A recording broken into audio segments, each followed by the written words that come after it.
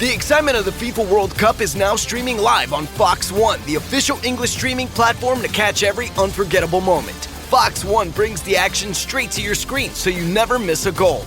Download Fox One and experience the FIFA World Cup live. Could be a problem this for England. There's the shot. It's in. They score. DR Congo lead, and it's smashed in by Brian Sipenga. It's a sensation in Atlanta. Says the cross to Kane. He scores. England's saviour. England's captain. Harry Kane in the nick of time. Harry Kane. Still Harry Kane. Oh my word! Majestic. Harry Kane. Unbelievable. England lead 2-1. Sadio Mane's cross, head up the post, rebound, goal! Got down by Sarr in the box. Oh, what a goal! Senegal has doubled the lead. Ball played in, Lukaku. Belgium are back. Putting one up for grabs. Keeper out. He missed it. It's tied. Tielemans with the strike. Tielemans. Everyone's off the benches. Belgium leads. Belgium will go on to the round of 16 and one of the best comebacks we have seen. He's got Balogun making a run off him. Can he get around with that ball? To the deflection, Balogun scores! Flo Balogun, first to react to the deflection. He'll do the LeBron celebration. It's 1-0 U.S. After review, the number 20 United States committee serious foul. Yeah, it's going to be a red card. The final decision is red card. Wow. Tillman! It's in! Malik Tillman! 2-0 United States! The United States, despite being down a man for half an hour, has beaten Bosnia-Herzegovina and has moved on to the next round of the World Cup. Live from New York, the show that is just on 10. On 10 today. We've got special guests. Welcome. And we're live from Singapore. Live from Singapore. You came all the way here. We have a huge studio audience. They came all the way from Singapore just to see the show. And what a day. It's a fantastic power-packed day of wins and terrible trades for the Celtics. We are 12 hours removed from one of the greatest moments in the history of U.S. men's soccer. That's where we're at. I mean, it's undeniable. I made my youngest daughter stay up to watch the end with me. I was like, my whole life, we've won one game in the knockout round. It was 24 years ago. I was like, I want us to have this moment. Don't get like Wemby and the Spurs. We got more to do. That's right. This. I totally agree. Celebrate. Oh, it was you know what? We got work to do. So I shouldn't have been crying after? First hour, first things first. Today, red, white, and blue, and then red again. USA wins, Balogun carded. How confident should we be moving forward? Meanwhile, Jaylen Brown to Philadelphia. A return of a fan favorite segment. Hey! What's going on? And finally, the most motivational segment in all of sports, a special Luka and U.S. Soccer edition of the Bud List. And I saw, I think, a rough draft of the Bud List, and there's someone on there. I had a list of about 8 potentials this week's Bud. You should have made it 8. We got 2 hours. Can I do a bonus Bud List edition that I'm not putting on? All the other coaches in soccer wearing these resplendent 3-piece suits. And meanwhile, Pochettino has just mastered this look. He looks awesome. That look. I normally wouldn't. Interesting look, and I like it a lot. He looks awesome. Looks better than the guy that was in the sharp, amazing double-breasted three-piece suit. When that guy was holding on to the ball, give us the ball. It didn't look right. What are you doing? Pochettino looks great. He looks like a soccer coach. Yeah, he looks it's almost like a fishing outfit. Yeah, I like it. We start in San Francisco. USA wins 2-0 after a first-half goal from Balogun. Then he gets carded and sent off. We're up 1 goal and down 1 man until Malik Tillman saves the day with a world-class strike. Here was Pochettino after the game. So proud. The players deserve everything. In the way that we compete, again, a very good team, very difficult team. I think it's about to be proud, no? So proud of all my players, all the staff. And then these fans that were amazing today again. And I think it's amazing to live that experience. Why not us? Why not us? Why not us? Why not us? Oh, why not us? I didn't hear that. Why not first. us? Yeah. I love Pochettino. I've become a crazy Pochettino fan. He's a huge part of this success. And maybe my favorite. Can't be overstated. Yeah. The two most lasting images to me of last night will be Tillman's set piece, because that felt like you were rooting for one of the best teams in the world. Mm-hmm. Like the best teams in the world have players who, if you get a set piece from that spot, it's like, oh, he might just put it in. Yep. But the other image that is lasting for me, and we'll play it later in the show, is Pochettino, in part because I know what his voice sounds like. I know how thick his accent is, I'm not saying he doesn't struggle with English, but you know what I mean? It's not perfectly fluent. Him singing along to the John Denver song after the game. Come on. It was just it was great job by Fox keeping the camera there and staying silent. It was just great. And so we can get into it. Sorry. That's right. that was not your that was just bonus. Well, you haven't even asked the question yet, so I know Brew likes when you ask the question. What was your take on the game? Oh, I thought it was how impressed you were. I was wildly impressed with basically everyone involved. Not wildly impressed with Pulisic's performance. We're going to need a lot from him in this Belgium game. But everyone else did their jobs to AA+ levels. It was a shutdown defensive performance that I didn't know that they had in them. Bosnia had one shot in the first half. They didn't have a single shot within 15 yards of the goal, and that's with a third of the game you're playing 10 men. I think that the way the U.S. won that game in the perseverance of having to play down a man and still not totally just parking the bus and being like, we're going to hold on for dear life, but throwing some attacking out there, which led to the Tillman set piece, I thought it was great. And I think that everybody involved probably feels awesome about the way they performed, with Pulisic saying, I could have been better, and that hopefully puts a little chip on his shoulder for a game that needs to be the greatest game of his life here coming up in a few days. Yeah, and 2-0 was my prediction. Yeah. Oh, yeah. That's what we got. But and I don't think Pulisic was bad. He wasn't overly involved. He wasn't a star. Yeah, he wasn't a star. But, I mean, Tillman's kick obviously is the most memorable thing about this game, which was just phenomenal. But I thought, it wasn't as artistic as Paraguay, that 4-1 win, and we were looking like a machine to some degree at earlier points in this tournament. And I thought because Bosnia came out so physical, like they were grabbing shirts, holding, body checking. They were really doing a lot of stuff, and we matched it. Yep. It was like, okay, we're not going to be able to win necessarily the way we were earlier. We have to get gritty and grimy, and that's what we did. And then to hold on for 30 minutes with 10 v 11, I thought was incredibly impressive. And Nick, I think despite Balogun being out for the next game, we have momentum going into this game with Belgium. Like, as you said, I think the vibes, I think the team feels confident. Obviously, you're going to miss Balogun greatly. But they're about as high as you could be going into a game like this without who may be your best player, one or your two best players. Two things that we do that we always do, one thing that we did that was unique. The two things that we do that we always do. One, we score early. We can take a look at first half goals, and for our previous this was the latest games, we've scored by a lot. We are usually scoring. I think every one of our group stage games we had scored within the first 11 minutes. This time we still scored in the first half when Balogun's goal. So overall, USA goals scored.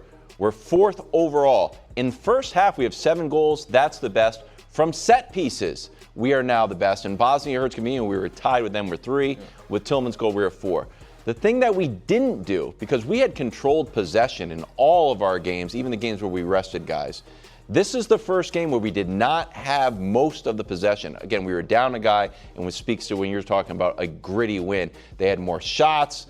more shots on target. Our expected goals were higher. We had higher quality touch, and our touches in the well, that's the thing is that's where I thought your guy Chris Richards and everyone did an amazing job. Friend of the show. Bosnia just couldn't get close to the goal. Yep. For them to have 10 shots and only 7 touches in our 18-yard box. I felt like they're going to cross and use their height, but Chris Richards is always there. Yeah. And shout out to Tim Ream too. He was on the show.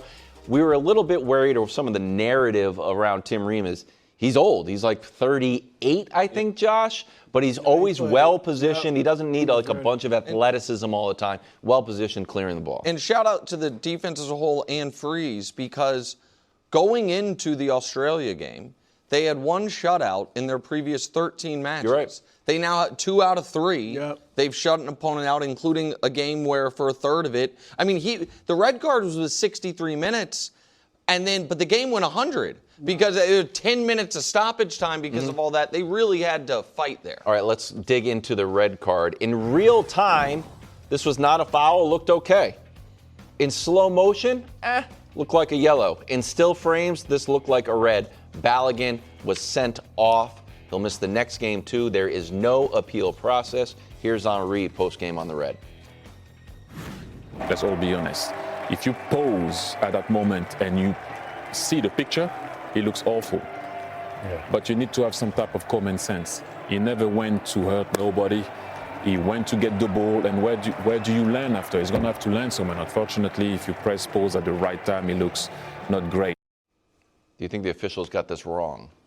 Yes, because they didn't follow the protocols. And I'll talk more about this kind of throughout the show. I know everybody's like, there's no appeals process. We'll see. They didn't do what they said they're supposed to do with VAR. This is from the official FIFA governing body's rule book on how you're supposed to use VAR. The VAR can check the footage in normal speed and or in slow motion. But in general, slow motion replay should only be used for facts. For example, position of offense player, point of contact for physical offenses, point of contact, and handball, a ball out of play, including goal, no goal. Normal speed should be used for the intensity of an offense or to decide if it was a handball offense. They showed the ref the slow motion on the VAR because we see what VAR is seeing. Right. And that is what led to the red card. And so I understand that had the ref seen this in real time and decided that's a red card, because intent doesn't always matter. Intent can make something upgraded, but you also can get a straight red with no intent at all. Then it'd be like, that's unlucky. But he didn't see it in real time, and I don't think on regular speed that's a red card offense. And so I was disappointed. You guys know I despise replay in all sports. We're on the forefront of anti-replay. But this is another instance of the technology making it worse. There is no one, including I think the Bosnian players, that in the moment that happened was like, that guy's got to be out of here. And even this, like in slow motion, it obviously looks bad. Worse, and in super slow motion, it looks really bad. But no, I did not think they got it right. Did we get the Zidane video? Oh, when he punches with his head in the World Cup final? So, that's a red card. So this Marco is Materazzi. the funky part about this, bro. Scoring in a knockout round and getting a red card. The last 2 instances were Balogun last night and Zidane in the final. Zidane's action had malice. Yeah. He headbutted a guy in the chest. Kind of head punch, really. Lowered his head. Yeah. So, to me, it's not even. There's no malice in Balogun's action. And the fact that these 2 penalties are on equal footing is just strange. And it's in line, Brew, with the Messi play that got nothing. Well, I'm about to show that because I think you set a precedent in the opening game. This is after Messi. If we can get a close, I'm sure we're going to get a close-up look. But Messi's was far worse as far as I'm concerned. He had scored 2 goals. So here you go. That looks intentional. Well, that's whether it was or not. It was was way worse. Now you're making the argument that you can't judge intent. Because that's what the rules are. Right. It's like we can't judge intent, so everything's got to fall under. But I thought, regardless of intent, that was much worse in my view than what Balogun did. I agree. And he didn't even get a yellow in this. And Brew, to your point, I don't think you're saying intent to injure, but Messi is going after the ball looking down. Oh, I see what you're saying. As opposed to we're just running side by side. And my foot landed on this guy. On yours like they were just trying to run to the same location. Messi's was an attempted, I'm looking down, I'm trying to get the ball, and he screwed up. So that's he didn't even get a yellow. Correct. It's more like a classic, NBA foul, trying to help you up. Messi kind of did that. Balogun's like, I don't know what's going on. But Balogun also didn't get a yellow. In real time. I'm saying that he got a red. No, I guess what I'm saying is I think the VAR is what screwed this up. Right away. Yeah, right away. You could get a yellow. Yeah. Right away. This is a huge mistake, though, by the officials because I think we can beat Belgium without Balogun. But if we lose, a lot of people are going to point to the absence of him. Of course. And so that's going to put a damper on things if indeed that is the situation. All right, so let's just dig into that overall. USA Belgium Monday at 8 on Fox. Belgium won in their thriller yesterday, but they were on the ropes most of the match. Yeah. Here's Henry on Team USA without Balogun. That's going to be tough, but also that's what you need to do in a tournament. You need to go through at some moment without your best player of the tournament. Pulisic has been brilliant, but when Flo Balogun is on the field, the way he runs into the channel, the way he always asks for the ball in behind him, never wants the ball in his feet, he stretches the defense, he's strong, he has an eye for a goal. You're going to miss him, but Pepe is there. Maybe Wright can play. I don't know who, but look, you're through, enjoy it, and let the coach think about what's coming next. Okay, so it's hard to overstate how important Balogun has been. Teams with 3 goals when no one else on the team has 2 or more. Messi has 6, Haaland has 5, Balogun has 3. Yeah. So are you still confident in Team USA against Belgium without Balogun? I am, but he's our best player.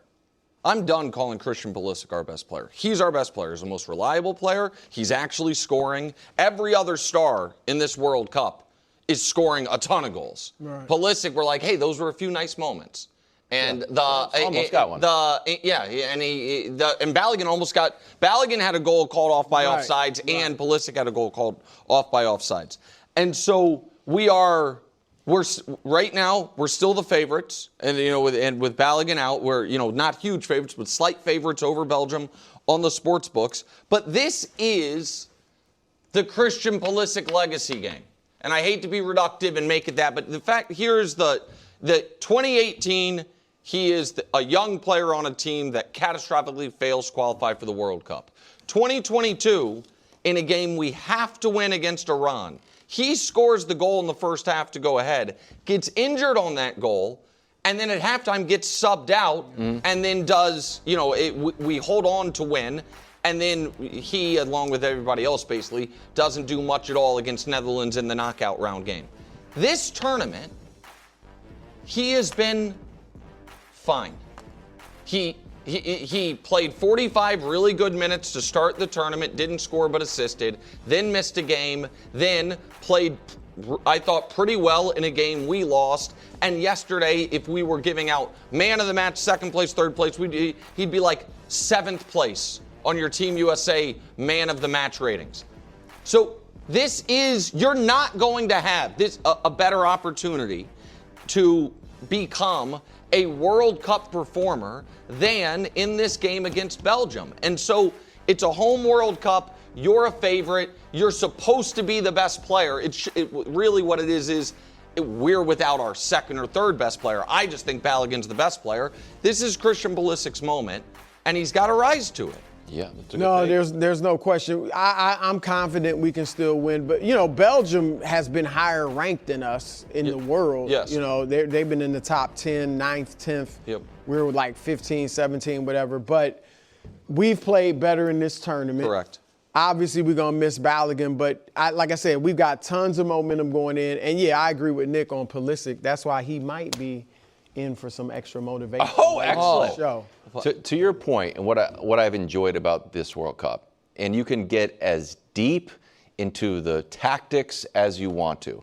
You can also just watch England yesterday and be like, Harry Kane needs to win this game. And Harry Kane says, okay, I will do that. I'm a world-class striker. I will do that. And this is silly as it sounds.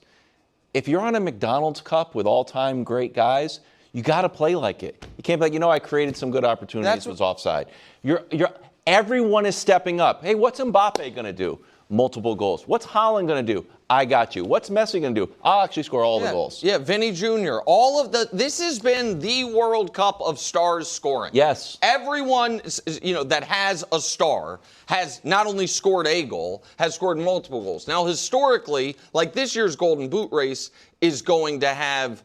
We've had World Cups where No, but I'm saying we've had World Cups where 6 goals won the Golden Boot. This one, it feels like it's going to take a dozen. And so it is, a little bit of an outlier on how much guys are scoring. But that makes it even more of an outlier that Team USA, which has been, based on performance, one of the best performers in this World Cup. We've probably been overall like the 6th best team in the tournament so far. We've done it without getting a single goal from our highest profile, supposed to be best player.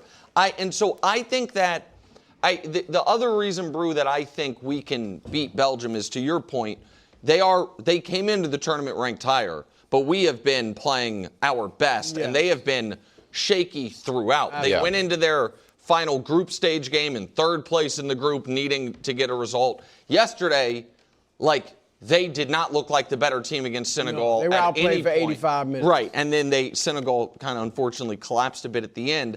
I also think this is where Pochettino really earns his money, figuring out how we're replacing Balogun and what the approach is going to be without him, and instilling confidence in these guys without him. For what it's worth, and you can glass half full this or say, ooh, I don't like this. I'm choosing to glass half full it. Out of 360 minutes, 90 times 4 games, our starting 11 had only played 109 minutes. Pulisic missed the half. We rested everybody. Then Pulisic played. Right. Then we missed Balogun. No, and Pulisic missed the half and a whole game. So just 100. So it's like 30. What is it? 33%. You can do it in here. It's the first half of game 1.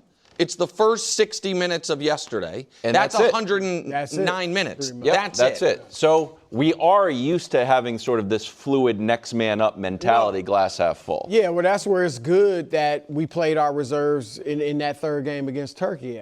So at least they got, think if they had not played, now they've been basically 4 games a month without playing. So that's one bright spot. Yeah, that's also why I'm back in on Norway against Brazil. Shocker. Big shocker. All right, we're talking about Jaylen Brown being traded to the 76ers, and coming up, we are counting down to Yamal taking on Austria. Giving up on Spain. They're going to look good today, bro. They need to. 4 hours, 36 minutes live from Los Angeles on Fox. More First Things First after the break.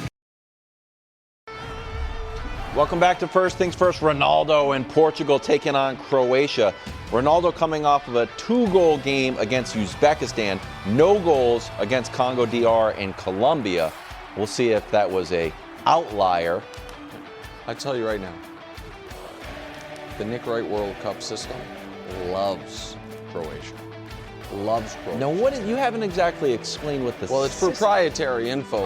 Early in the World Cup, it looked like maybe I had misapplied some data, but getting 9 games in a row correct has made me feel much more better. Working. Well, not necessarily 9 picks in a row, but 9 where I put the old money where the mouth is. We're on a 9-game winning streak. So you've got Croatia here. We've got Croatia. The system does. We've got Croatia. Tonight at 7 from Toronto, 8 hours and 32 minutes. We're going to head back to the NBA right now, where the Celtics traded Jaylen Brown to Philadelphia for Paul George, 2 firsts and 2 seconds. Brown is coming off the best year of his career, averaged 29, 7, and 5. Took the 2nd most shot attempts in the NBA, only behind Luka, as he carried a Tatumless team to 56 wins in the 2 seed. Celtics said, thanks, see you later. Brew, are you surprised the Celtics made this move? I'm not surprised, Wilds. Give it to me. I'm not even doing a misdirection, but I'm just telling you, I am flabbergasted. Thank you. I am dumbfounded and thunderstruck. Cosign. All right? Yes, thank you. I mean, look, Brad Stevens has been a very good and smart GM, president, and head coach since he's been in Boston. I would never have thought he'd make such an idiotic move. And that's what this is. Jaylen Brown for Paul George, essentially, bleep the picks. All right? Sure. Jaylen Brown for Paul George. All right? Paul George is 36. Jaylen Brown is 29. Yeah. Paul George has been banged up and injured for the last almost decade. All right? He hasn't played more than 56 games since he was in Oklahoma City in 2019. All right? Jaylen Brown is, by today's standards, an Iron Man. He is always available virtually. Jaylen Brown also has been Eastern Conference Finals player. MVP, Finals MVP, led you to a title, obviously. And Paul George has been up and down in the playoffs and had some moments in big, huge games, particularly with the Clippers in the bubble, where he disappeared in the big moments. And that's the trade you come up with. I mean, this is a travesty because the Celtics got worse. Yeah. All right, now look, they might very well go out and win 50-ish games next year because if Paul George doesn't play a game, you're essentially putting Jason Tatum in the spot where Jaylen Brown was at, and you add Mitchell Robinson. So regular season, they're going to be fine. They are no longer Eastern Conference contenders. Whoa, you're taking... They will not win the East. They don't have a chance to win the East. Holy cow. All right, that's what I'm saying. And when this happened, I thought one of two things had to be true. I thought, one, that Jaylen had to have been adamant that I am not playing for Boston next year. Like, he had to tell Brad Stevens, I'm tired of you guys shopping me all around. Get me out of here. I will not play for you guys next year. Or he had to be adamant that he wants the extension. He's got 3 years left on his deal. But he is eligible for an extension this month in July, July, later this month. 2 years, I think, is $142 million. So unless I thought, okay, maybe he was like, I want that extension, the way you guys have treated me and shopped me and all this, blah, blah, blah. But all the reports are that he did not only demand a trade, didn't request a trade.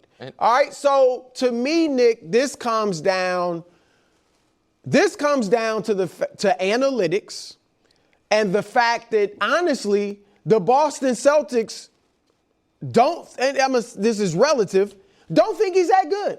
That is correct. Don't think he's that good. And he was 11th on their plus-minus chart. For the team. 11th on the team, all right? Oh, yeah. And Brian Windhorst said yesterday, that the Celtics, despite the media hype about Jaylen being in the MVP conversation, and he was and should have been, they think Derek White was their best player last year. But look at the numbers, not analytics numbers. Yeah. Numbers we judge players by historically and still today.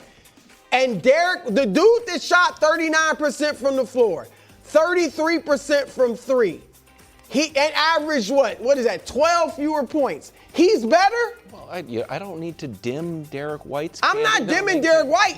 Derek White will tell you he's not better than Jaylen Brown. I think if he doesn't, he's So can I jump wrong. in, Brew? Yeah, I'm going to re-fire up Brew about the analytics in a second. Just one quick thing. Go ahead. They would have been contenders. If they just ran. With Mitchell Robinson added to Jaylen and Jason, yes, they would have absolutely been contenders, not just for the East, but for the whole thing next year. Now they are not. Okay.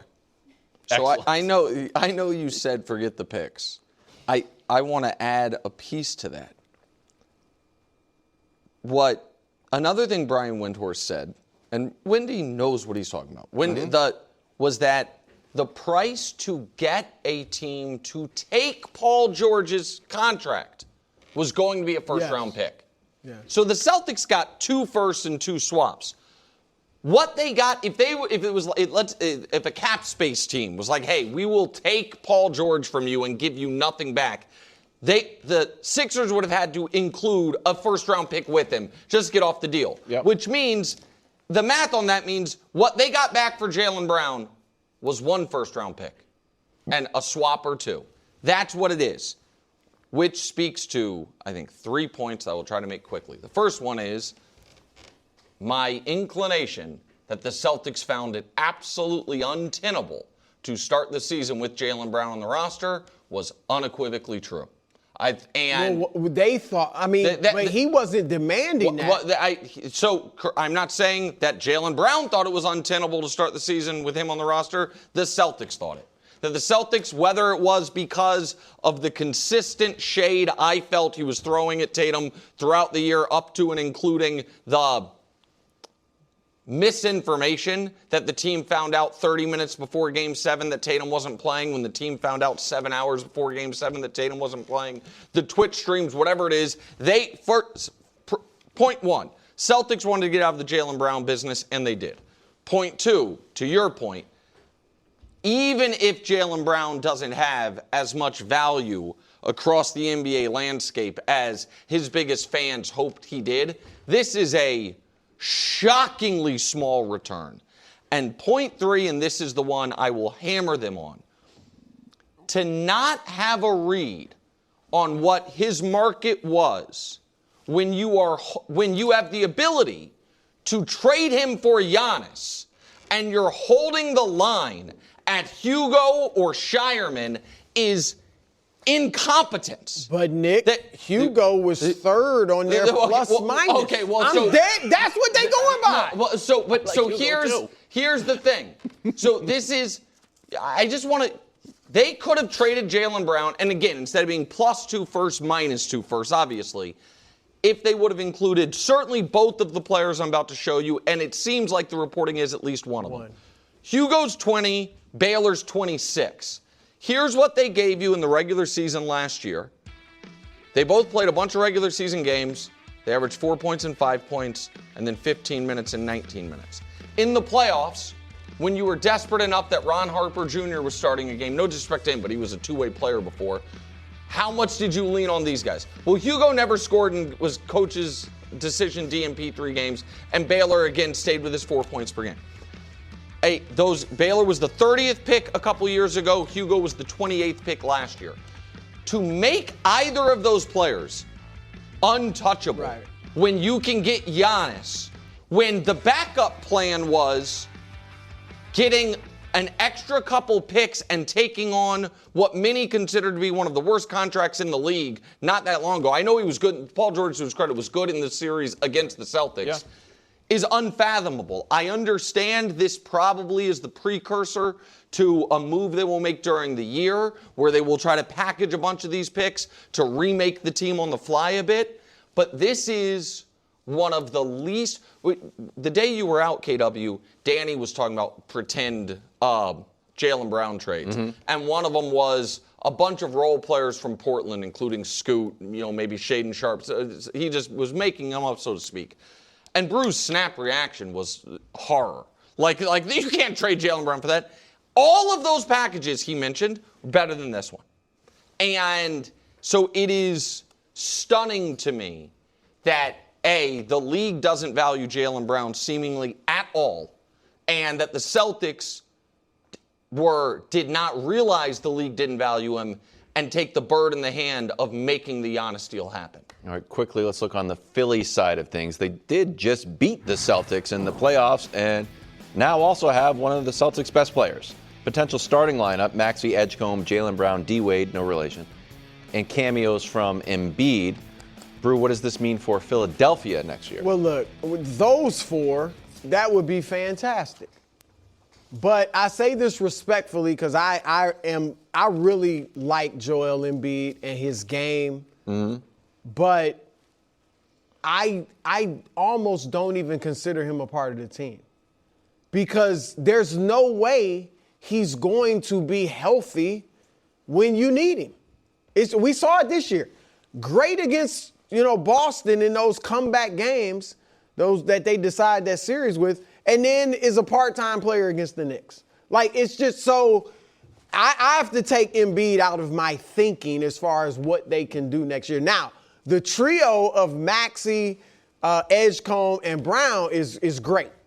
But they're in a quandary because when Embiid's there, you play one way. When he's not there, you play another way. And I think it was a great move for Philadelphia. They got a great player, and I don't care what the analytics say, but they got a great player and to add to their great team. But for Boston to trade him in the division to a rival that just beat you in the playoffs, I mean, like I said, they don't think he's that good.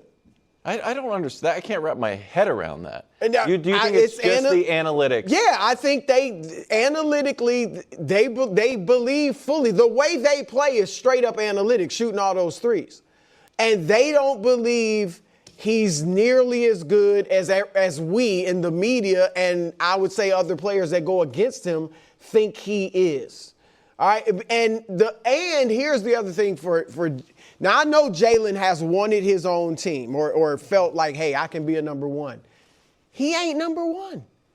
He goes there and it's Tyrese Maxey's teams. He's in the same position he was in Boston, where maybe you're the best player. There's an argument for you. You certainly can believe it yourself. But you're not going to be viewed as the best player. But he is the most accomplished in. Yeah, but it's still Tyrese Maxey's team, clearly. And if Embiid is there, Brown could be the third option. But I think overall it's a good move for Philly. They improved. I just think they're in a tough situation because you got a great player that is kind of in and out of the lineup, so you almost play two different ways. All right, so listen, I think it's obviously a great trade for Philly. They again, if this trade wasn't out there and there was a team that said, "Hey, we want Paul George, but we're not giving you anything back," Philly would have said, "Yes, please." So the fact that and so we don't have to include a pick, take them.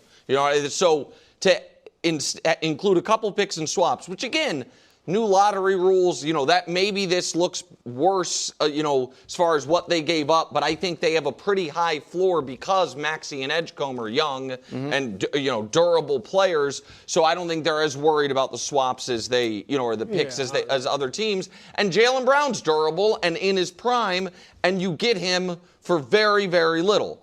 I am curious if they are done making moves. Hello. So Tony Jones, who covers the Sixers for The Athletic, reported they have now reached out to Rich Paul about, is this a team you'd be interested in? LeBron. About LeBron joining. But I think there's another different wrinkle on this, which is my fake trade that I would like to bring up. Oh, good. Let's hear it. If Philly is like, you know what? We are truly interested in clearing the books entirely. From the Morey, do you think it's a front office Morey? Well, it's just Embiid's contract is obviously underwater. Oh, Embiid's going. It's 3 years, $190 million. Yeah. I can't imagine anybody taking that on. Well, so I'm just curious. If the Warriors hey, we'll send Jimmy Butler back to Philadelphia. We are sending no picks. We are doing nothing, and you guys aren't sending picks either. And we will roll the dice. Jimmy Butler for Embiid, and because we think we're going to get LeBron. And that's the team. The Warriors were interested in taking a different, very unavailable big. You know what I mean, for Jimmy Butler, but they're going to have to include picks in that. He didn't have 3 years. 190. 190. No, again, you would be. Don't have that. But Jimmy Butler right now makes the exact same amount of money as Embiid this year and is unavailable. It's just the most injury-laden team I've ever seen. If they take on 3 years, $190 million for Joel Embiid, they're crazy. They're crazy. So you think Embiid's just definitely on the Sixers next year and they're rolling the dice? I can't imagine why a team would trade for him. Sixers were 7th place last year, had 45 wins, came on hot, won a playoff series. Okay, coming up after the break, we're talking about how far can USA go, and we're counting down to Yamal and Spain taking on Austria today at 3 o'clock on Fox. Yamal scoring goals. Spain's defense yet to concede a goal all throughout the group stage. It's only them in Mexico. That game is in 4 hours and 16 minutes. USA wins and advances. Balogun scores. Malik Tillman with one of the best goals yet. Take a listen to John Strong and Stu on the call. But this run-up is telling me more power. Look at Vassals giving up the entire right side of his goal. Tillman! It's in! Malik Tillman! 2-0 United States! Let's go. Dax, what was your number one takeaway from the victory last night? Our boys met the moment. When pressure and expectation for this group has never been higher, they absolutely delivered a performance yet again that we can all be proud of. And it looked completely different than the first two games. It looked totally different against Paraguay, and it looked totally different against Australia. And I wanted to know how this team was going to react when they didn't score an early goal. I absolutely thought it was within the realm of possibility that this would be a much more difficult game, and it turned out to be for about 45 minutes until we got that goal. And the U.S. never panicked. They never looked nervous. They never looked out of control. There wasn't even 1 second in this game where I didn't have full confidence and belief that we would go on to win it, even after the red card. Oh, nice. We were a little bit, I think, a little shell-shocked, everybody, seeing the red card, going back and forth on if it was or wasn't. But the U.S. men's national team, they actually didn't even look like they were down a man. And to what you said a little bit earlier in the show, they played even better at moments. They played better than Bosnia. They played unafraid. They kept pushing numbers forward. They created great chances. I never felt like Bosnia even really tested Matt Freese. A couple moments here and there where they were in and around our box. When you're down a man, you're going to concede a little bit more possession than normal. But we were confident, we were comfortable, and we played without fear. And this is a national team now that we can praise them all we want, but I'm actually legitimately starting to fall in love with this team. The best thing I can say about how this tournament has gone for the U.S. is that I can ask all of you, we can ask the producers, we can ask everyone that helps us out around here, who's been the best player in the World Cup for the U.S.? We would get 7 or 8 different answers. I firmly believe that. And that is how you know it's a team that's balanced, a team that has depth, a team that has 11 players. Can I guess your answer? What do you think my answer is going to be? Weston McKennie. He's up there. Okay. Honestly, again, I don't even know who I would pick. Could be Weston. It could be Tillman. Could be Balogun. Could be Tim I got an Ream. idea who Could be none of Chris us Richards. Stop. Don't do that.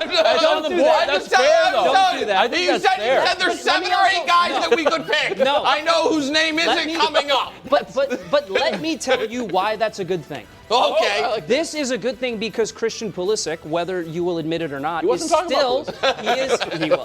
is still our best, most dangerous player. And he's not our best goal scorer.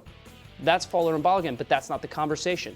Who on any given day, on any given moment, against the best teams in the world, has the ability and the capability to take over a game and win us a game? Malik Tillman, excellent. But Christian Pulisic is still the answer. And the fact that we are playing like this, and the fact that we look so dominant without him at his best, is absolutely a good thing. It is a good thing. The U.S. men's national team just continues to get better. No, I agree with you. And look, they could have gone one of two ways when Balogun got the red card. Yep. They could have felt sorry for themselves. We all think they kind of got cheated, and they could have just even gone defensive mode. Sure. But they stepped up, and Weston McKennie said it after the game that we got an adrenaline boost. You know, I think their alertness went up. Yep. And because all right, we only got 10, and they stepped up the right way. So I was impressed. I said earlier, it was totally different than the Paraguay game where they looked, offensively just spectacular. They had to really come out and fight. And because Bosnia was extra physical. And they met the moment, as you said. Yeah. Quickly, because we're going to get to the most motivational segment in all of sports at the top of the hour. Is it a 1-for-1 switch with Balogun, or are we going to be in a different shape? What is your takeaway? You never really know with Mauricio Pochettino. If you remember back to some of the friendlies we played prior to the World Cup against Portugal, he came out with Christian Pulisic as a false 9. And that was kind of like, whoa, where did that come from? So I believe we should do a like-for-like replacement with either Ricardo Pepi or Haji Wright, who hasn't played a ton, because the U.S. is fundamentally a better team with a reference point on the field. A number 9, a guy who is a goal scorer. Because when you take a goal scorer off the field, then you start to move different players around to different positions, and you're shuffling the pack too much. The team is playing too well right now to move too many different pieces. Bring in Ricardo Pepi if he is your guy, and Pochettino has shown that he is the clear backup, even if I don't believe Ricardo Pepi has even played that I didn't think well. he played well yesterday. He didn't. But again, if that is who your backup striker is, you need to have a striker on the field. Just real quick, if we can play the video. My biggest takeaway from the win was honestly watching Pochettino celebrate afterwards.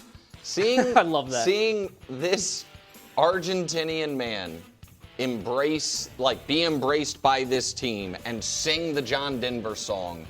They have a contract extension on the table for him if he wants it.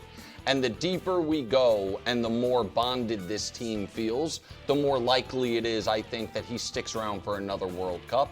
And I think that would be the best thing imaginable. I think his sense of calm, his expertise, and the fact that, his managerial career was, I don't want to say on the ropes, but it was on shaky ground when he took this job. Yeah. His own personal kind of, not reinvention, but ascent back up the mountain has been great. All right, coming up next, the most motivational segment in all of sports, the Bud List, and we are counting down to Yamal in Spain taking on Austria. That is going to be in, let's hear it, 4 hours, 1 minute, and 43 seconds, live from Los Angeles. Live from you. Sorry, I was distracted. KW was telling us about his high school soccer play. I didn't know you were a high school soccer star. Yeah, the glory days. I got to get out and watch. I'm just glad you want to jump. It really is remarkable, KW. That you beat me. No, that's not what I was going to say at all. I promise. The same version that we sometimes get of Brew when Greg is out here, and he's like wide receiver to wide receiver. We get from you when Dax is out here. It's really, it's a very interesting. I see. You make fun of Brew, but now you're like, during the break, during the break, he's going to Dax. He's saying to him, he's like, listen, now I only play, high level. Every morning I come in here, we have a nice little chat in his office about when he was in high school. When I was in high school, this happened. I learned it from Brew. I was sitting next to Brew. I learned it from You can no longer make fun of you. Second hour, first things first. Today, USA wins. What's our plan for Belgium without Balogun? Meanwhile, Celtics trade Jaylen Brown. What's our plan now in Boston without Jaylen? Just be good. That's it. Yeah. Just hang around, be a good That's right. Be okay, and then lose in the playoffs. Yep. Okay. Sounds like that's your future, Celtics. You know what? You can still make money that way. That's right. That's what That's totally fine. All right, time now for the most motivational segment in all sports. Also time where we read some viewer mail. We get some great mail from all across the globe now. Have we ever gotten mail from Singapore? No. They should send it in. We'll send you the address. We do have Ryan's. We have Russell. Oh yeah, shout out to here. Ryan. Yeah. Dear Wilds, love the show. Feels like cooler heads have prevailed, and you're back in on Norway and Holland. See, I knew it. As they prepare for Brazil. That's a good read. And speaking of cooler heads prevailing, did Holland's hats have anything to do with this? Cheers, Ryan and Brian. Well, thank you, Ryan and Brian, as always. Yes, Holland has found his way into my heart thanks to some of his cool headwear. Like, everyone's scoring goals. Very few guys are scoring goals and then putting on Vikings helmets, or as I call it, a hat with horns. And because this game was in Dallas, he also took a little shopping adventure to the cowboy hat store, cowboy boot store, and he came away with one of these hats. And of course, on this show, we're always fond of anybody if you're going to wear interesting hats. And of course, I am now back in. Dax as Cowboy Holland. That's one of my characters. It's a not his real body though. No, that gut. He's way fitter than that guy. Yeah, thank you. That's a real soccer term. Yeah. Brew is slimming down. Have you seen Brew? Brew looks great. I'm trying. I noticed I didn't have any crumble cookies when we went to the Cube. Oh yeah. It was tough. I had a whole. They were calling my name. Do you eat Title Pie though when it's here? No, he hasn't been. Good. I've been eating that as well. I have been. Here we go. Number 3. Let's go to the NBA. LaMelo Ball. Wow. For the umpteenth time, LaMelo, I beg of you, I implore you. I'm going to say it nicely. Okay. Mature. Oh. Mature. All right? Play winning basketball. You're in the NBA, not on an and one mixtape tour. All right? So when you go to Minnesota, stop taking the ridiculous, ill-advised three-pointers. That's not going to happen. It's got to happen. All right? Stop it. Start giving a darn on defense and be pass first. You are a great passer. I don't know if everybody knows. Great passer. Be pass first. You're still going to get your 20 points. All right? And if you do that, you and Anthony Edwards could be one of the best, if not the best, backcourt in the NBA. You guys in Minnesota will compete for the Western Conference Championship. You'll be a contender out there, and you will totally revamp your image. I've said here on this show that you have Hall of Fame talent and skill. 6'7" point guard, can shoot the three, can get to the rim, can finish, can pass. You can do it all right? But you haven't thought with a Hall of Fame mind. You're still young. You still have a chance to really turn your career around. It hasn't been bad, but really just go to a whole nother level. LaMelo in Minnesota, I want to believe in you. Oh, that's I want to that's believe. Fair. I like that, bro. All right, at number 2, Luka. All right. Luka do? Well, it's about what he's going to do or not do. Luka, LeBron's gone. All eyes are now on you. And just like I said to LeBron when he went to LA, I'm going to say to you, you must win a championship for the Lakers. Every other player, save Elgin Baylor, 60 some odd years ago, has won a championship. Every other Laker that's been on your level of play. All right, and I'm putting you up there. Jerry West, Kareem, Magic, Kobe, Shaq, and LeBron. Yeah. Wilt they have too. all, and Wilt, I forgot Wilt. They have all won champions, at least one championship with the Lakers. That is now your charge. And look, I want to hear Nick's opinion on this at some point, but I actually think the Lakers had a good day yesterday. You went out and got Walker Kessler. That's the center you want, who can finish at the rim with your lobs and other things. He can protect the rim as a shot blocker, one of the best in the league. Can even step out and hit the three-point shot here and there. All right, then you went out and got more athletic and younger on the wing with Quentin Grimes and Colin Sexton. All right, so the roster it's not a championship roster yet, but it does fit more around what you need. All right, so nobody's necessarily expecting a championship next year, but this is the team around you that fits your playing style. You'll have the ball, and you guys need to be at least a second-tier contender out there in the West. It starts with these two things. Get healthy this offseason. I know you did it last year. It didn't work. You got to find out what it's going to take for you to be able to play 75 games and be ready for the playoffs next season. And you have to step up as the leader. This is now your team. Dallas was your team, but you were younger. We get it. Maybe not the leader at that point. Now you've been in this country for many years. You've been in the league. You're a legend in the league. You have to be the leader. Luka, I want to believe in you. Wow. Just an I want to. I want to because I'm just saying it's tough out west. Yeah, that's but the problem. you were the first to call him Luka Legend. Luka so, Legend. I mean, you'll always believe I believe in him, He but coined it's that. tough out west. There's a lot of competition out there. All right, number 1, we are going to the pitch. Christian Pulisic. Now look, I mean, Dax and Nick have said it. This next game without Flo Balogun, you have to step up. As Darren Fletcher said, Nick Wright is watching. He's already been on you. He's ready to pounce, all right? And so you have to step up and play a great game. As Dax has told us, it's not just about your goal scoring, although that would help. You're losing your top goal scorer in these games now in Balogun, so we do need you to step up and score. And here's the question. We know you ended your scoring drought in the last month in a friendly against Senegal. You got a goal. But you haven't scored. That's the only goal you've had for club or country in 2026. So has the scoring drought just merely become a scoring slump? We need it to not be a slump. We need you to start scoring, creating for your teammates. The extra attention will be on you with Balogun out. But hey, this is the World Cup. This is a chance to continue this historic run for Team USA.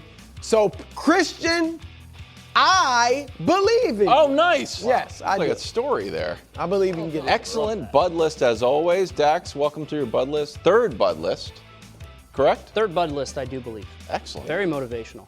Thank You guys imagine if I came up here and I was like, all right, I'm a Magic fan, Paolo Banchero.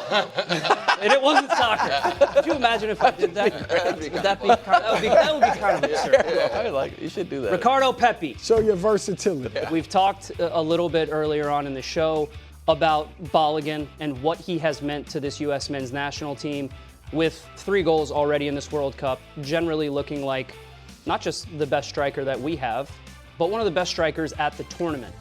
And now all the consternation about the red card, that's going to swirl around this team for the next couple of days.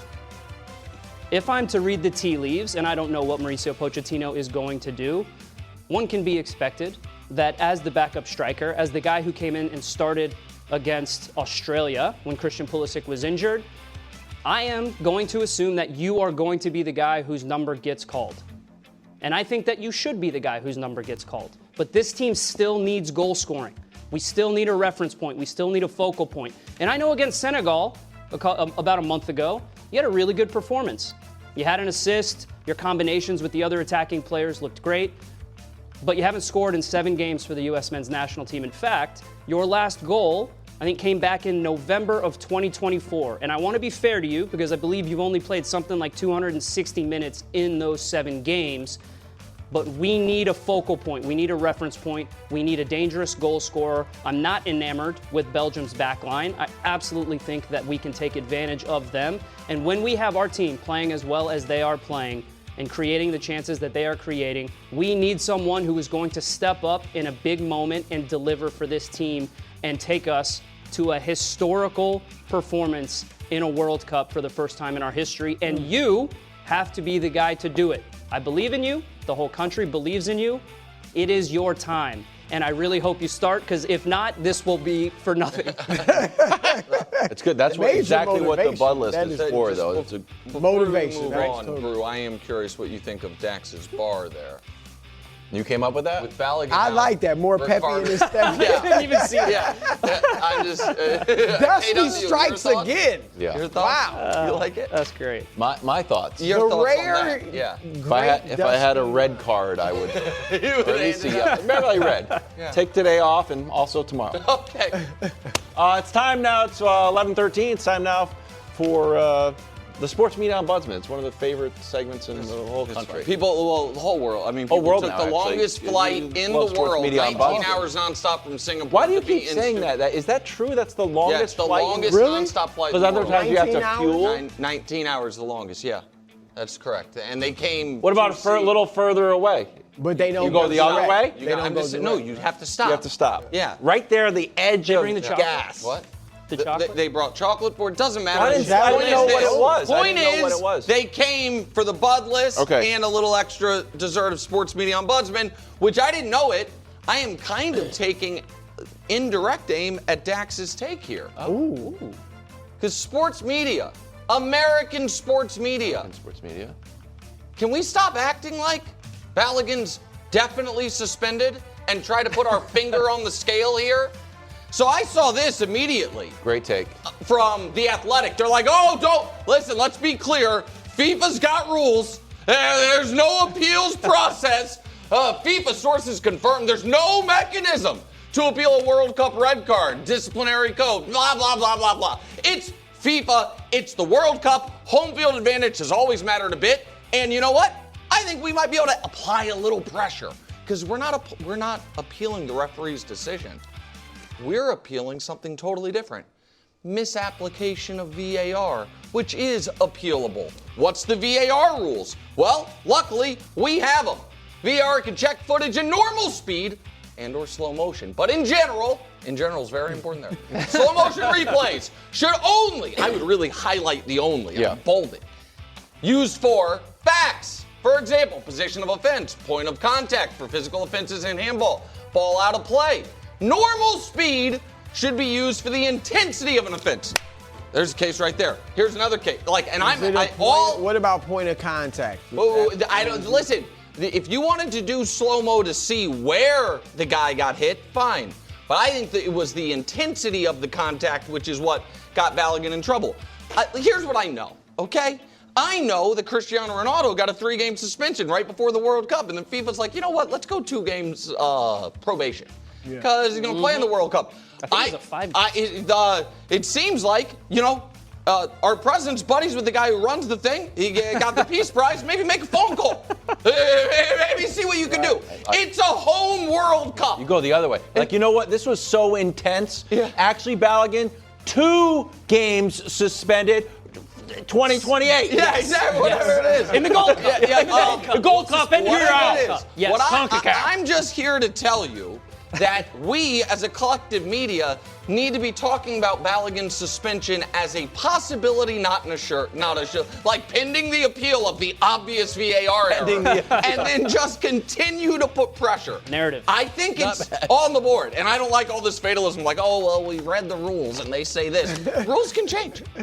I don't think he's definitely out. One of the best sports media ombudsmen I've ever heard. Thank you. I appreciate it. Excellent job. I'm going to stay in the world of the World Cup. I'm putting, and this is huge for me, Dax, because a lot of my life has surrounded this thing I'm about to put on the bud list.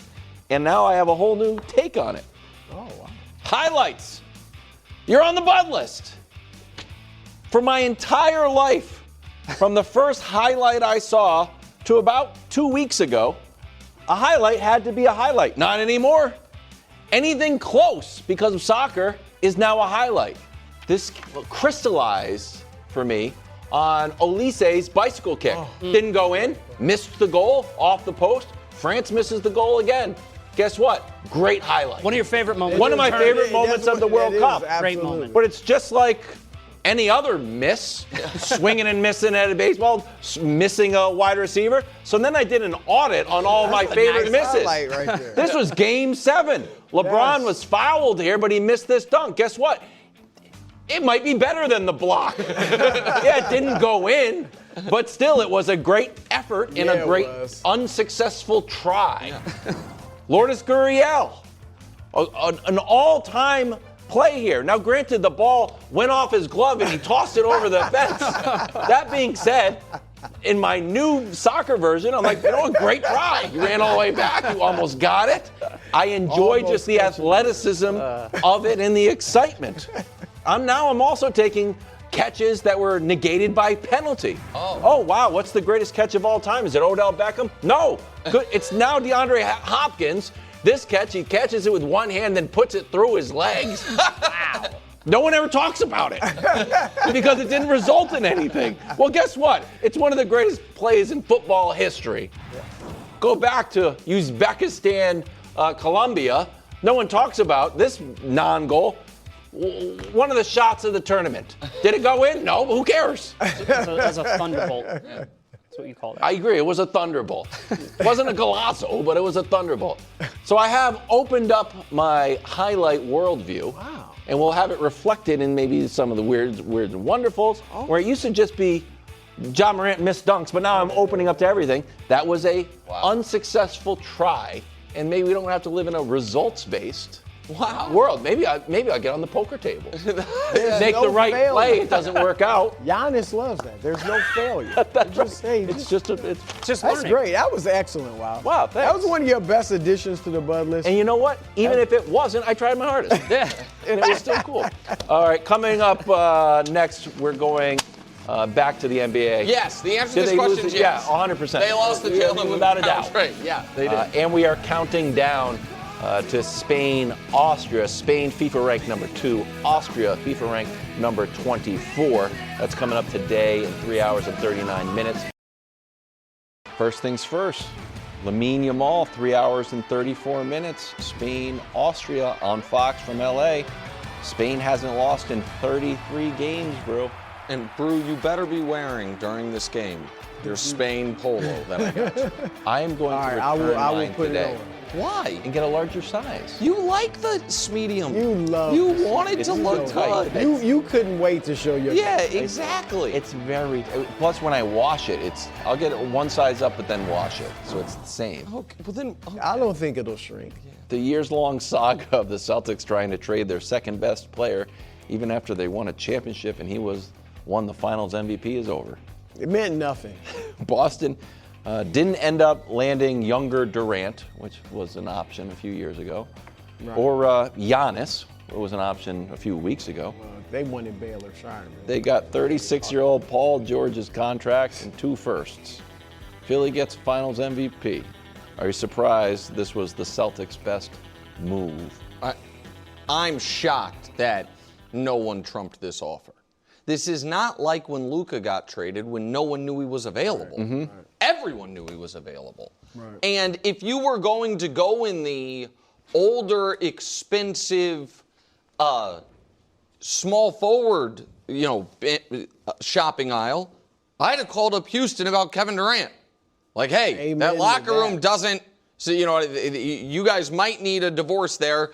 Ime has a relationship with Jaylen Brown. Durant is more durable. I know he was hurt in the playoffs, but more durable than Paul George. Still much better than Paul George. Would fill in. Yes. And if they had made that trade while you get much, much older, obviously, but similar with Paul George. Win now. It's win now. Like that would have made sense. I think there could have been a lot of trades where they don't get a marquee player in return that I wouldn't have hated, where they get role players and it's just like we're going to have one star and then a deeper team. I wouldn't have hated. This and the biggest defense of this trade from folks is, well, this is the move as a precursor to another move. Maybe, and will probably at some point they'll trade these picks, but I understand, and this is what's ironic, Brew. Jaylen Brown's been very frustrated with a lot of things, but one of them is the media. In the media, a lot of things about the media. The media seems to value Jaylen Brown demonstrably more than the league does, because the media votes on the awards, the media does these things. And so, but even if I was like, okay, he was 6th in MVP, I do not think he is a top 6 player. I don't think he's a top 10 player. To me, he's very, very clearly a top 25 player, and I think clearly a top 20 player. You can argue top 15. Yeah, sure. Like I was just trying to but I would have him firmly in the top 20. To have a top 20 player in his prime with no injury issues, that this is the best you can get is stunning to me. Yeah, I love your Houston idea. And if they didn't call about that, shame on them. I know they're for some reason, they are so tied to this team. I thought they could have went after Giannis. They could have obviously went after Jaylen Brown if they didn't. Houston, you're saying? Yeah. Okay. Yeah, they seem to be really tied to that team, which, as they are currently constructed, has a clear ceiling. Clear ceiling. Mm-hmm. All right, so I would have loved Jaylen Brown there. I think, I'm surprised too. But the fact of the matter is, I clearly believe, I don't know if you guys agree, Boston is a very analytics-driven front office. And there are a lot of those in the NBA. A lot of, I say there are some, not all the analytics guys, but a good number of them I don't think can just watch the game and tell you who can hoop. They're totally dependent on the numbers.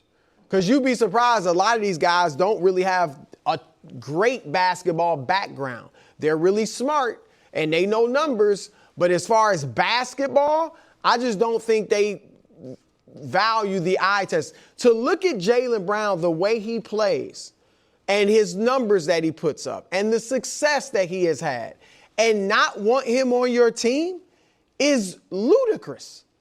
And all the analytics, we get it. And I'm going to show quickly, here's what these analytics guys in these front offices are really looking at.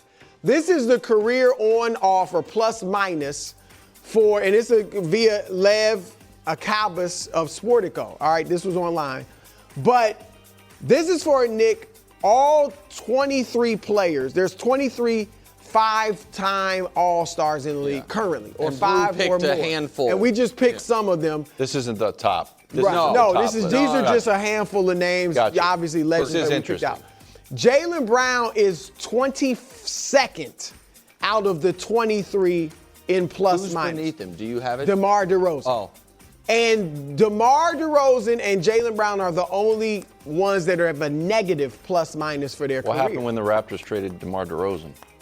Yeah, but they got Kawhi Leonard. They didn't get Paul George banged up and 36 years old. My point is this. If Jaylen Brown was such a negative for a team, how could he be one of the winningest or maybe the winningest player in the league since he's joined the league? He has a championship. Yep. He's been to 2 finals. He's been to 6 conference finals. His numbers are Hall of Fame-ish numbers. If he was such a negative, has Boston won so much with him? Him being on the court probably more than any other player the Celtics have had over his stretch. It just doesn't make sense. So, but I think a lot of people value that, and that's why his market was so. Can I have a flip side? The negative career plus minus, because I don't put a lot of stock into plus minus games times. We kind of sometimes, it's like, you're playing with reserves and whatever, the game flow. That did surprise me that it's negative. And it's not like the most advanced analytic in the world. No, it's just plus minus. But so it is, so that to me is a valuable piece of data that speaks to, he is not as good as 30 points per game as the best player on a 56-win team would suggest. Right? Maybe. And so, they won 56 games with him. No, I Take understand. away his 30 points. Let's see how many.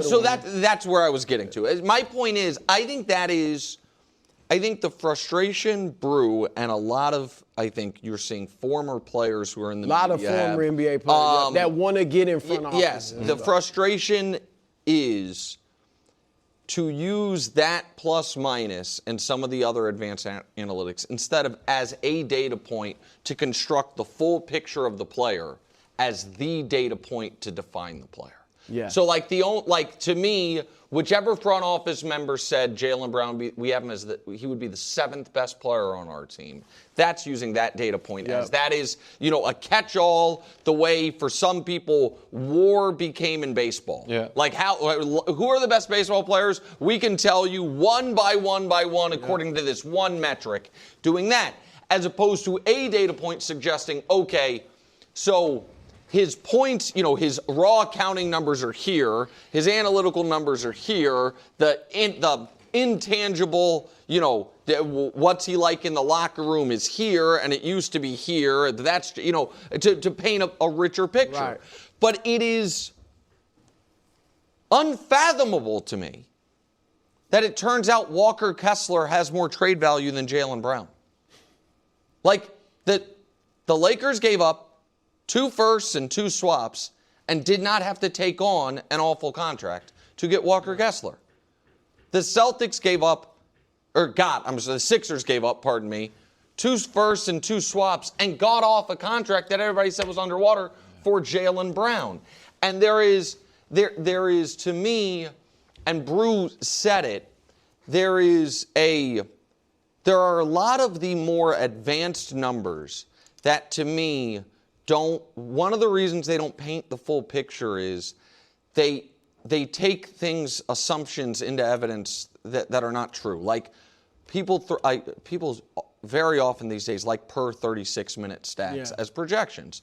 It's like, okay, I'm very interested in if you play 35 minutes a game and you play 38 minutes a game, normalize it to if you guys are playing the same. Yeah. I am not that interested in someone's per 36 minutes stats if they're playing 15 minutes a night because I have no reason to believe they're going to be able to keep up that level of production. Yes, right.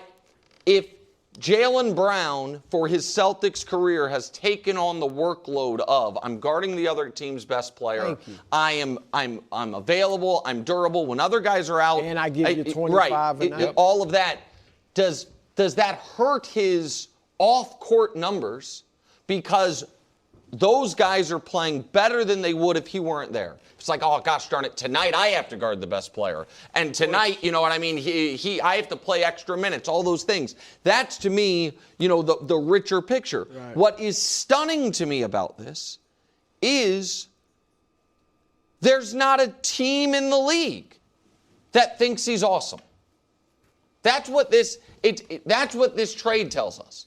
That there is not. It's not like the Celtics desperately wanted Paul George. It's not like the Celtics looked at, one of these picks is this gold mine pick. It's an unprotected Kings pick in the year the next Wemby's coming. Yep. None of it. It was just and so nobody wanted to trump it.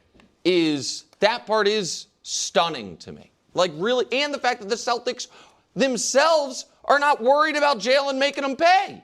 Right. Like, Maxey and Edgecombe are not going anywhere. And it's almost like a slap in the face. Like, they really don't think he's going to do anything. But it also... They already lost. To the Sixers. They already lost to the Sixers. And he's going to put it on them next year. Oh, my goodness. And just very last point, if I may. If this is how low you value Jaylen Brown, then when you found out the Bucks were going to trade you Giannis for a player you don't value that much, plus 2 firsts and then a role player, how do you not take that deal if this was your backup? To walk away You can't find another Baylor, Shire, or Hugo Gonzalez to walk away from the table at that trade. Draw the line on Hugo Gonzalez, who is again 20. Maybe he'll turn into a star. He does have potential. Yes, you guys are going to be on the Hugo Gonzalez Finals MVP mixtape. No, that's fine. God bless. But, I mean, he might end up being good. But to not have be like, listen, we're walking away from the Giannis trade because we know we have a less flashy but a trade we're happy with, or because we're fine with just running it back.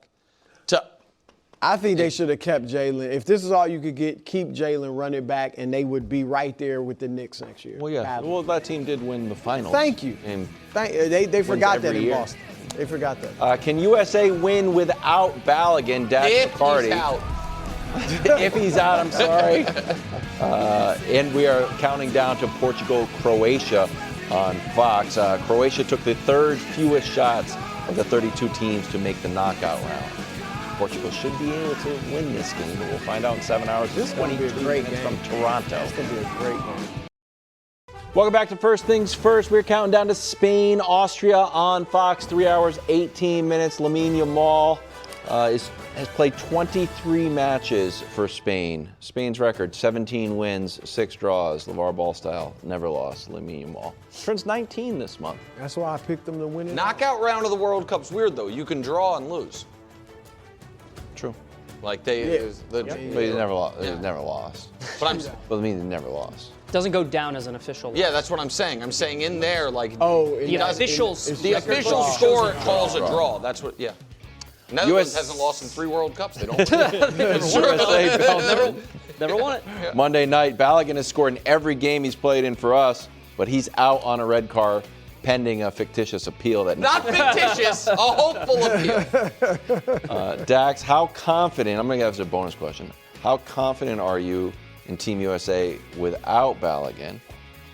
Scale of 1 to 10, 1 being absolutely 0 confidence to win this game, 10 being the ultimate confidence to win this game. I'm at about a 6.5. So I don't know. What were you before the red card? Before the red card, I would have been about a 7.5. So Balogun is worth a full confidence point for me. Yeah. And great. A full confidence point. A full confidence point for Balogun. But if you go back, 3 months ago, whenever it was, we played Belgium. They beat us 5-2. That's bad, right? That's not good. Well, U.S. men's national team in that game did not have Matt Freese, did not have Chris Richards, did not have Tyler Adams, did not have Serginho Dest. 3 or 4 of our best players, Matt Freese, goalkeeping, we really haven't needed to rely on him that much. Alex Freeman didn't start, and Tim Weah played as a right fullback against one of the best wingers in the world, Jeremy Doku, who was on fire in that game. And so, look, you can take what you want from that friendly game, but I look at reality, I look at performances in the World Cup right now. The U.S. men's national team has potentially never played better in the history of the program, while Belgium is on the tail end of a quote-unquote golden generation of world-class players who, by the way, when Belgium beat the U.S. men's national team in 2014, all those players were in their primes playing at the biggest clubs in the world. And now they are 12 years older. Bulletin board material aside, fact, they are older, they are slower, they are not as mobile as the U.S. men's national team right now. So while I'm at a 6.5, I'm kind of selling myself on why the U.S. men's national team should probably be a bigger favorite. And I expect it, when it comes out, the line, whatever it may be, I expect it to be closer to maybe 50-50. But I think it's 53-47 U.S. If we go through this game based on the performances of both teams, because I do not believe Belgium has looked good at all in this World Cup, I would still be highly disappointed, all things being equal, if the U.S. men's national team does not win this game. Yeah, that's what I was going to ask. Like, because yesterday we talked about how if they didn't beat Bosnia. Massive. Yeah, failure. I mean, this whole thing is a failure. Would it be looked at that way? I mean, we're without arguably our best player. Sure. And we're in the round of 16.